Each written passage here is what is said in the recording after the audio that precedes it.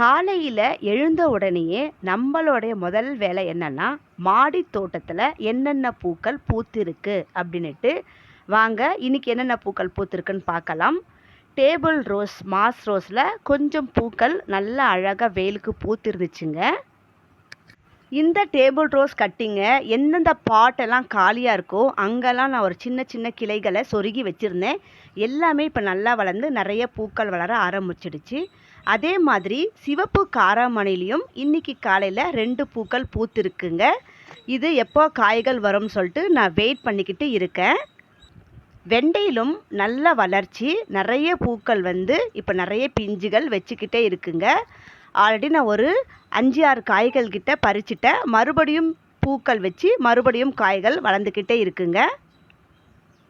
இது lavender colour செம்பருத்தி. இன்னைக்கு இதில் ஒரு பூ பூத்திருந்துச்சு. பச்சை மிளகாயிலும் 2 பச்சை மிளகாய் நல்லா நீளமாக வளர்ந்துருந்துச்சு. இந்த வீடியோ பிடிச்சா லைக் பண்ணிக்கங்க. தேங்க்யூ.